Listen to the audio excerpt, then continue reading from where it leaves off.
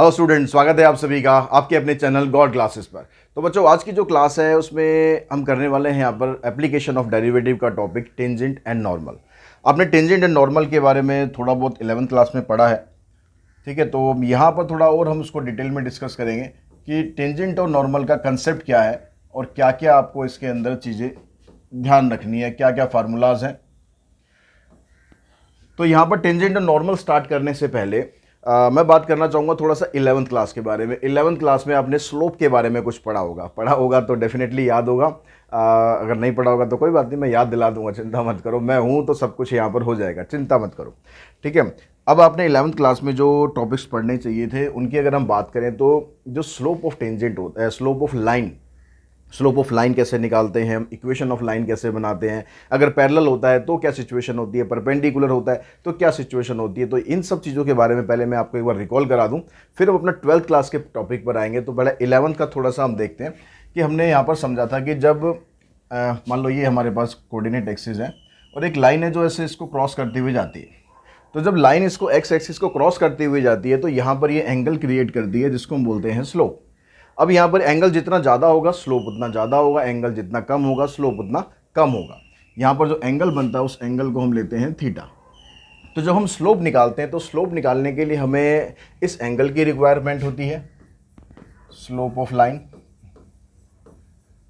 Slope of line इसका जो formula होता है इसको हम नॉर्मली वैसे डिनोट करते हैं एम से, स्लोप को नॉर्मली एम से डिनोट करते हैं। इसका फार्मूला होता है टेन थीटा। अब आप कहोगे सर ट्रिग्नोमेट्री तो हमारे में है नहीं। हाँ बिल्कुल नहीं है ट्रिग्नोमेट्री थे, तो इसका यूज़ बहुत मतलब जब मैंडेटरी कंडीशन होती है तब हम इसका यूज़ करेंगे। अदरवाइज दूसरा तरीका क्या होता है स्लोप निकालने का, आपको यहाँ पर एक पर्टिकुलर पॉइंट मिल जाएगा कि भाई ये लाइन यहाँ से पास हो रही है। अभी लाइन यहाँ से पास हो रही है तो इस पॉइंट को मैं कंसिडर कर लेता हूँ, एक पॉइंट को x1 दूसरे को y1 और यहाँ पर ये पॉइंट आ गया आपका x2 एंड y2। तो जब हम स्लोप ऑफ लाइन निकालते हैं तो एक और तरीका इसका क्या होता है, y2 minus y1 divided by x2 minus x1। ये भी स्लोप निकालने का एक फार्मूला होता है। जब आप लाइन का स्लोप निकाल लेते हो तो उस लाइन की अगर हमें इक्वेशन बनानी पड़ जाए तो इक्वेशन हम किस तरीके से बनाते हैं, तो इक्वेशन ऑफ लाइन बनाने के लिए जो फार्मूला हम यूज़ करते हैं, इक्वेशन ऑफ लाइन, इसका फार्मूला होता है हमारे पास y माइनस y1 मतलब ये लाइन जिस पॉइंट से पास हो रही है। मान लो मैं एक पॉइंट ये ले लेता हूँ, जब इक्वेशन आप बनाओगे तो आपको एक पॉइंट यहाँ पर कम से कम जरूर मिल जाएगा। तो y minus y1 equals to slope x minus x1, ठीक है, ये फार्मूला आ गया। अब इसमें जो x1 y1 है आपको उसकी जगह वो पॉइंट रखने हैं जहाँ से लाइन आपकी क्रॉस कर रही है, और m का मतलब हो गया स्लोप। अब स्लोप निकालने के लिए आपको चाहे ये तरीका दे रखा हो या हो सकता है कि डायरेक्टली आपको स्लोप दे रखा हो।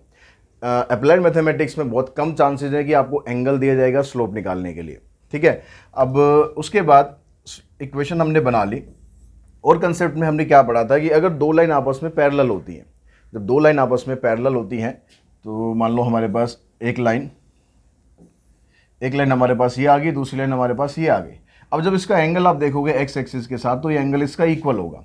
एंगल इक्वल होने का मतलब होता है कि इनका जो स्लोप इक्वल होगा। तो अगर हम किसी दो लाइन की बात करें, line L1 parallel to L2, then M1 equals to M2, दोनों का स्लोप इक्वल हो जाएगा। अगर हम बात करते हैं कि लाइन दोनों परपेंडिकुलर है, if L1 perpendicular to L2, अगर दो लाइन आपस में परपेंडिकुलर है, ठीक है, मान लो एक लाइन हमारे ये गई, चाहे ऐसे ले लो कैसे भी मतलब आप बना लो, ये मान लो ये टेंजेंट आ गया, इसके ऊपर ये परपेंडिकुलर आ गया। तो अगर ये दोनों लाइन आपस में परपेंडिकुलर है तो उस केस में अगर आप इनका स्लोप निकालते हो तो स्लोप का प्रोडक्ट -1 के बराबर होता है, ठीक है। उसके अलावा एक चीज़ और मैं आपको बता दूं जो बड़े काम की आएगी, जब आपको equation of line already question में दी हुई हो, इफ इक्वेशन ऑफ लाइन जो लाइन की स्टैंडर्ड फॉर्म होती है ax plus B Y plus C equals to 0, अगर ये लाइन आपको दे रखी हो तो इस लाइन की हेल्प से आप स्लोप कैसे निकाल सकते हैं। तो यहाँ पर जब हम स्लोप निकालेंगे तो इसमें आप डायरेक्टली फार्मूला अप्लाई कर सकते हैं -a/b, ठीक है, तो ये आगे हमें बड़े काम आएगा जब भी हमें लाइन का स्लोप निकालना होगा। अगर ये आपको याद नहीं है तो आपको क्या करना पड़ेगा, लाइन को वाई इंटरसेप्ट फॉर्म में कन्वर्ट करना पड़ेगा, उसके बाद फिर आप उसका स्लोप निकाल सकते हैं। तो ये सारी चीज़ें थी जो आपने पढ़ी थी 11th क्लास में, पढ़ी थी नहीं पढ़ी थी वो आप लोग ज़्यादा बेटर जानते हैं, ठीक है, लेकिन मैंने आपको सब कुछ जो मैंडेटरी था वो सब कुछ रिकॉल करा दिया। इसके अलावा जो भी और छोटी मोटी चीज़ होगी तो आगे हम क्वेश्चन में साथ साथ डिस्कस कर लेंगे, ठीक है। लेकिन ये सब आप लोग 11th का वाला जो पार्ट है इसको पहले अच्छी तरह एक बार रिवाइज करेंगे, उसके बाद फिर हम बात करते हैं 12th क्लास की।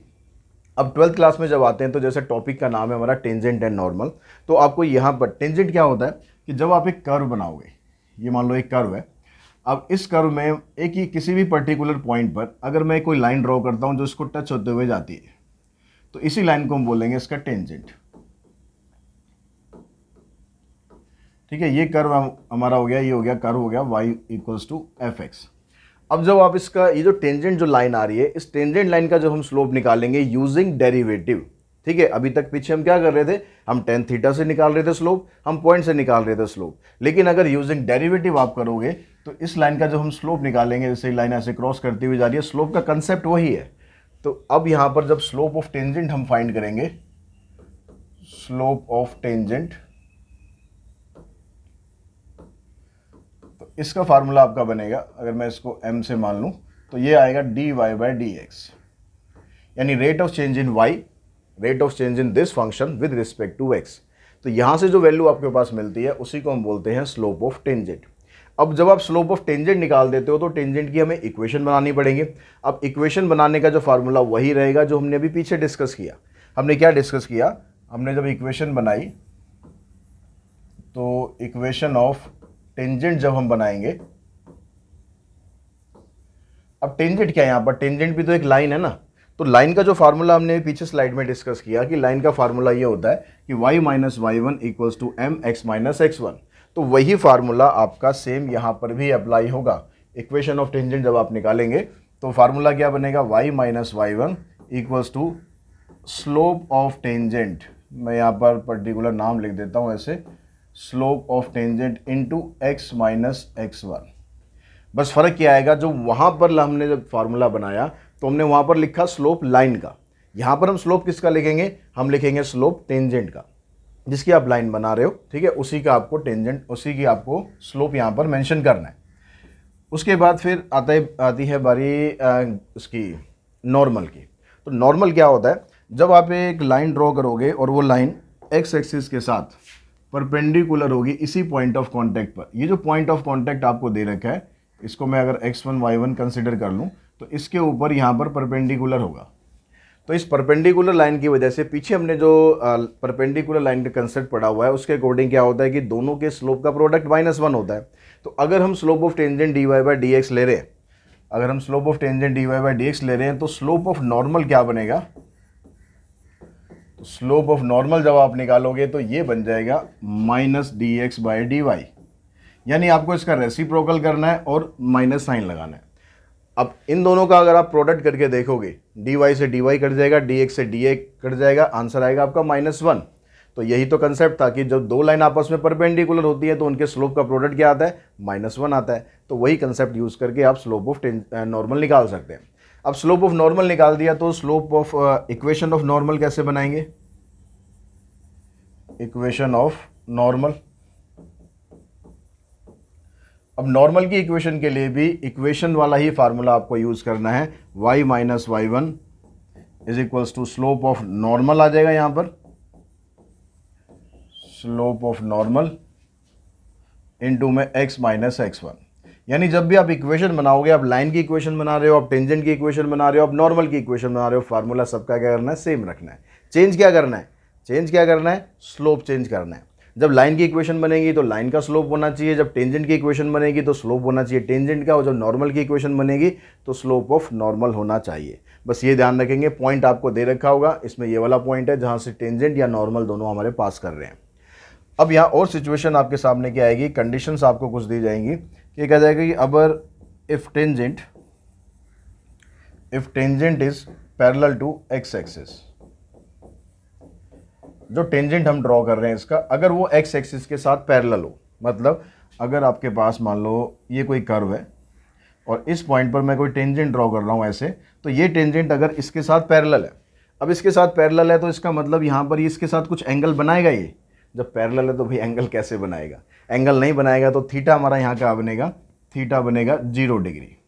अब थीटा 0 डिग्री है तो टेन थीटा की जो वैल्यू होती है वो क्या होती है, 0 से 90 तक की तो वैल्यू याद होगी ना, इतना तो याद रख लो। कहीं कहीं बहुत रेयर केस होगा जब ज़रूरत पड़ेगी, यहाँ कंसेप्ट समझने के लिए ज़रूरत पड़ रही है तो उसके लिए बताता हूँ। अगर थीटा 0 है तो इसका मतलब टेन थीटा 0 आ गया, और टेन थीटा क्या होता है, हमारा स्लोप को रिप्रेजेंट करता है। तो इसका मतलब अगर लाइन आपकी एक्स एक्सिस के पैरेलल होगी तो उस केस में dy बाई डी एक्स 0 के बराबर होगा, क्योंकि यहाँ पर स्लोप बनेगा ही नहीं। और अगर ये कहता है कि टेंजेंट,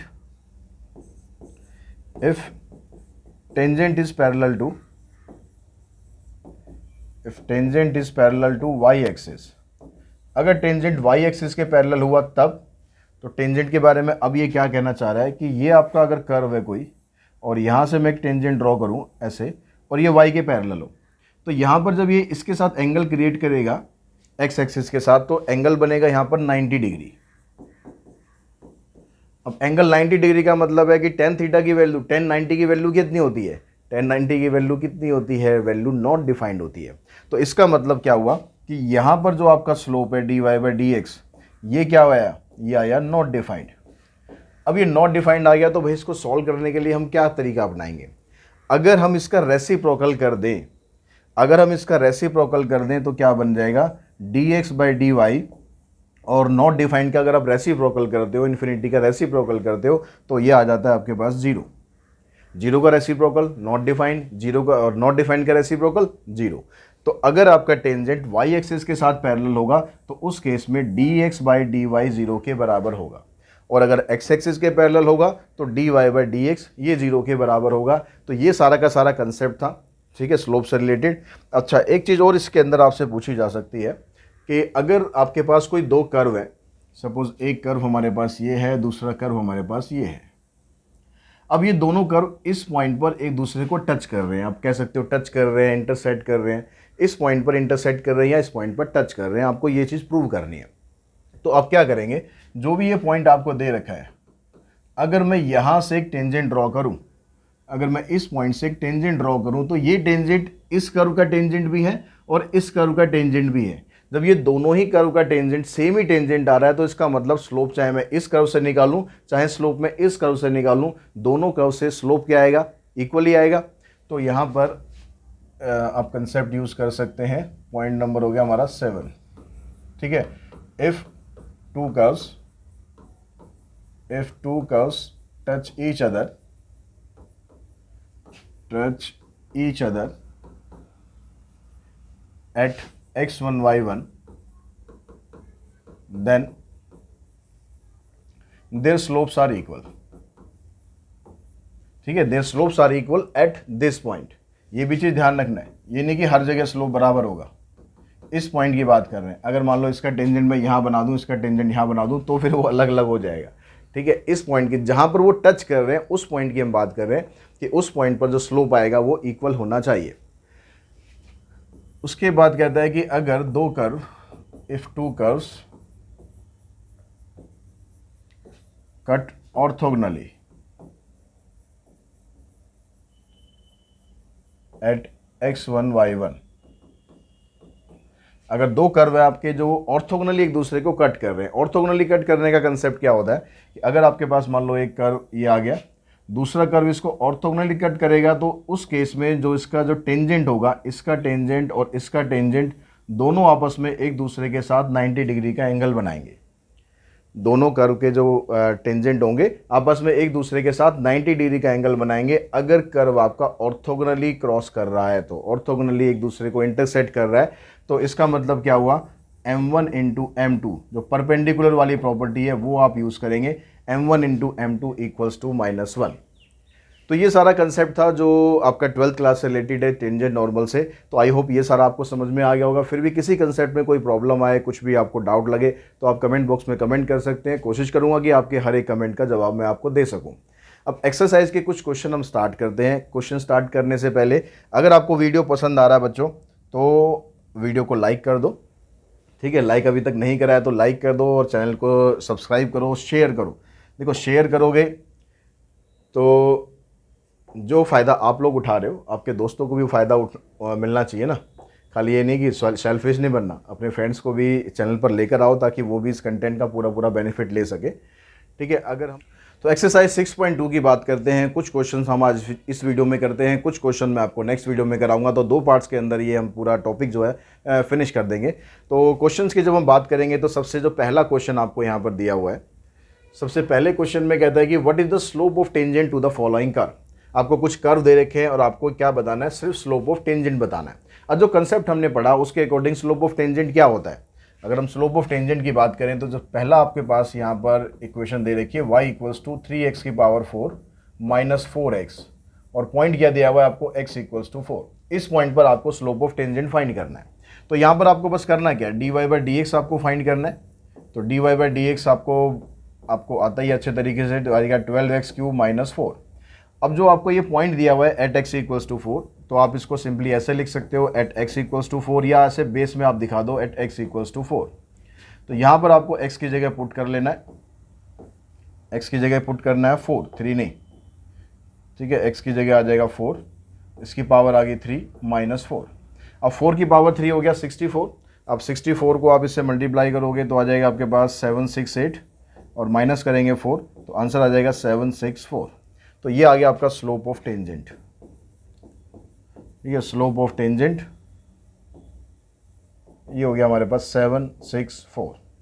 सेम हम ऐसे काम सेकंड में करेंगे, सेम हम काम थर्ड में करेंगे। ठीक है, यहाँ भी आपको पॉइंट दे रखा है 1 1, वहाँ भी आपको पॉइंट दे रखा है। तो एक क्वेश्चन और सेकंड पार्ट और कर लेते हैं, फिर थर्ड पार्ट आप खुद भी कर सकते हैं। हमारे पास यहाँ इक्वेशन है x² plus 3y plus y² equals to 5, और पॉइंट दे रखा है 1 1। तो यहाँ से जब आप इसका स्लोप निकालेंगे तो डेरिवेटिव करेंगे, ये आ गया 2x, इधर आ गया 3 dy/dx plus 2y and dy/dx, और ये आ गया आपके पास 0। तो जो dy/dx वाली टर्म्स है उनको आप इधर रखो और बाकी टर्म्स को उधर शिफ्ट कर दो। तो dy/dx में यहाँ पर कॉमन अगर निकाल देंगे हम, तो कॉमन निकालने पर हमारे पास बचता है यहाँ पर 3 प्लस में 2y, और 2x को उधर ले जाओ तो बन गया माइनस 2x। अब ये वाली टर्म आप ले जाओ नीचे, तो ये आ गया dy/dx equals to minus 2x upon में 3 प्लस 2y। अब आपको स्लोप ऑफ टेंजेंट फाइंड करना है किस पॉइंट पर, पॉइंट आपको दे रखा है 1 1, इस पॉइंट पर आपको फाइंड करना है। तो आप यहाँ पर लिख सकते हैं dy/dx एट 1 1 माइनस 2 इंटू में 1 अपॉन में 3 प्लस 2 इंटू 1। तो ऊपर तो आ गया आपके पास माइनस 2 और नीचे आएगा 3 प्लस में 2, यानी आंसर आ जाएगा आपका माइनस 2 अपॉन में 5। ये हो गया हमारे पास सेकंड पार्ट का आंसर। ठीक है, इसी तरीके से आप इसका डेरिवेटिव करेंगे। डेरिवेटिव करके जो पॉइंट है एक्स कोऑर्डिनेट मतलब आपको एक्स की वैल्यू 3 दे रखी है, तो इससे आपको परेशान होने की जरूरत नहीं है। एक्स की जगह आपको 3 पुट कर देना, वहाँ से आपका स्लोप ऑफ टेंजेंट आराम से निकल जाएगा। अगर हम बात करें सेकंड क्वेश्चन की, तो सेकंड क्वेश्चन के अंदर ये कहता है कि what is the slope of normal. पिछले क्वेश्चन में क्या पूछा आपसे, पिछले में पूछा भाई स्लोप ऑफ टेंजेंट, अब पूछ रहा है स्लोप ऑफ नॉर्मल। तो काम हम वहीं से स्टार्ट करेंगे, वैसे स्टार्ट करेंगे जैसे फर्स्ट पार्ट आपको वहाँ दिया हुआ है। वहाँ कह रहा है कि y equals to x³ minus 5x² minus x plus में 1। तो आपने यहाँ पर dy/dx निकाला, तो dy/dx आ गया हमारे पास 3x² माइनस 10x माइनस 1। ठीक है, अब यहाँ से जो आपको पॉइंट दे रखा है, क्या पॉइंट दे रखा है आपको, पॉइंट दे रखा है 1 माइनस 4। अब यहाँ पर माइनस 4 की तो हमें ज़रूरत ही नहीं है क्योंकि y तो यहाँ पर है ही नहीं, यहाँ पर क्या सिर्फ x है। तो आप x की जगह यहाँ पर वैल्यू पुट कर दो। तो यहाँ दिखा देते हैं हम dy/dx एट 1 माइनस 4। तो आपने x की जगह पुट किया 1 माइनस 10 इंटू में 1 माइनस 1, तो आ गया आपके पास 3 माइनस 11, यानी आ गया माइनस 8। अब ये जो माइनस 8 निकला, ये क्या निकला, ये निकला है dy/dx। स्लोप ऑफ नॉर्मल क्या होता है, माइनस dx अपॉन में dy, यानी आपको करना क्या है, स्लोप ऑफ नॉर्मल निकालने के लिए आपको करना क्या है, स्लोप ऑफ नॉर्मल निकालने के लिए आपको रेसिप्रोकल करना है और माइनस साइन लगाना है। तो भाई अगर मैं -8 का रेसिप्रोकल करूंगा और विद माइनस साइन करूंगा तो माइनस माइनस प्लस हो गया, और 8 का रेसिप्रोकल करेंगे तो आ जाएगा आंसर आपके पास 1/8। तो स्लोप ऑफ नॉर्मल आपका इसका बनेगा 1/8। अगर हम ऐसी सेकंड पार्ट की बात करें, सेकंड पार्ट आपको यहाँ पर दिया हुआ है y equals to 2x² plus में 3e⁻x eight x equals to 0। तो अब आप यहाँ पर डेरिवेटिव करो, dy/dx equals to 4x plus में 3e⁻x का सेम ही रहता है, e⁻x। अब x इक्वल्स टू 0 आप यहाँ पर पुट कर दो, तो dy/dx eight x equals to 0, तो ये आ गया 4 इंटू 0 प्लस 3 इंटू में e⁻0। अब 4 को 0 से मल्टीप्लाई करेंगे तो 0 हो जाएगा, लेकिन e⁻0 करेंगे तो वो होता है 1। किसी भी नंबर की पावर 0 होती है तो 1 होता है ना वो, तो e⁻0 1 हो गया, 1 को 3 से इंटू करेंगे तो आ गया आपके पास 3। तो अब आपको पास स्लोप ऑफ नॉर्मल आपको चाहिए, तो जैसे अभी हमने पिछले पार्ट में किया, इसका रेसिप्रोकल कर दो और साइन चेंज कर दो, तो आंसर आ जाएगा -1/3। नेक्स्ट क्वेश्चन पे चलते हैं। नेक्स्ट क्वेश्चन आपको दिया हुआ है जी, क्वेश्चन हमारे पास कह रहा find the point on the curve at which the tangent is parallel to X axis. आपको पॉइंट फाइंड करना है कर्व का जिसमें टेंजेंट जो है एक्स एक्सिस के पैरेलल हो। अब कंसेप्ट याद करो कि भाई एक्स एक्सिस के अगर पैरेलल था तो उसमें क्या कंडीशन थी, तो इसका मैंने dy/dx निकाला तो ये आ गया 2x - 2। अगर टेंजेंट पैरेलल होता है किसके, पैरेलल टू एक्स एक्सिस, तो उस केस में कंसेप्ट में हमने क्या डिस्कस किया था, जब ये एक्स एक्सिस के पैरेलल होगा तो इसका मतलब ये स्लोप ही क्रिएट नहीं करेगा एक्स एक्सिस के साथ, उसको काटेगा ही नहीं। अब काटेगा ही नहीं तो वहाँ पर स्लोप क्या हो जाएगा, इसका 0 हो जाएगा। तो इसलिए जो dy/dx है इसको रखना है आपको 0। तो अब यहाँ पर 2x - 2 को आप पुट करेंगे, तो यहाँ से 2x इक्वल्स टू 2 आ गया और x की वैल्यू आ गई 1। अब x की वैल्यू 1 आ गई, पूछा गया आपसे पॉइंट का मतलब आपको x की वैल्यू भी फाइंड करनी है, आपको y की वैल्यू भी फाइंड करनी है, दोनों वैल्यूज फाइंड करनी है। तो x तो हमारा निकल गया, अब x निकल गया तो y कहाँ से फाइंड करेंगे, y के ले जाएंगे हम अपने क्वेश्चन पर। तो y कितना हो गया, x की जगह पुट कर दिया आपने 1 - 2 इंटू में 1 प्लस में 3, तो 3 + 1 4, 4 - 2 2 आ गया, यानी x की वैल्यू 1, y की वैल्यू 2, तो जो पॉइंट हमें चाहिए था वो पॉइंट आ गया 1 2। यानी इस पॉइंट पर अगर आप टेंजेंट बनाओगे तो टेंजेंट आपका एक्स एक्सिस के पैरेलल आएगा। तो क्वेश्चन नंबर हम 4th पे चलते हैं। 4th क्वेश्चन में कहता है कि find the slope of the tangent to the curve at x equals to 10। तो जो हमने पहला क्वेश्चन किया था, स्लोप ऑफ टेंजेंट आपको निकालना है, सिंपल, बस क्या फ़र्क क्या कर दिया इसने, जो फंक्शन है आपको वो फ्रैक्शन में दे दिया। अब फ्रैक्शन में दे दिया तो ये समझ रहा है कि आपको फ्रैक्शन के डेरिवेटिव करने नहीं आते, लेकिन इन्हें पता नहीं है कि आप डेरिवेटिव अच्छी तरह सीख चुके हो। ठीक है, आप डेरिवेटिव, अगर किसी को डेरिवेटिव में प्रॉब्लम है तो फिर डेरिवेटिव की प्लेलिस्ट देख लो। डेरिवेटिव बहुत ज़रूरी है, आगे जितने भी आप 3-4 चैप्टर करने वाले हो, डेरिवेटिव बहुत ज़रूरी है। तो dy/dx जब हम इसका निकालेंगे तो यहाँ पर लगाएंगे हम क्वोशिएंट रूल। अब क्वोशिएंट रूल लगाएंगे तो उसमें क्या होता है, जो ऊपर वाला है उसका डेरिवेटिव करा 1 आ गया, इनटू में डिनोमिनेटर माइनस, अब ऊपर वाला आपको सेम रखना है, डिनोमिनेटर का डेरिवेटिव करेंगे तो आ जाएगा 1 डिवाइडेड बाय x - 2 का होल स्क्वायर। तो इसको आप सिंप्लीफाई करेंगे, आएगा x - 2, ऊपर ब्रैकेट खोल के आ जाएगा -x + 1 डिवाइडेड बाय x - 2 का होल स्क्वायर। तो यहाँ से कैंसिल हो गया, -2 + 1 -1 अपॉन में x - 2 का होल स्क्वायर। अब आपको x की वैल्यू दे रखी है 10, तो एट x इक्वल्स टू 10, यहाँ पर आपका जो स्लोप है वो क्या मिल जाएगा, स्लोप आ गया -1 अपॉन में 10 - 2 का होल स्क्वायर।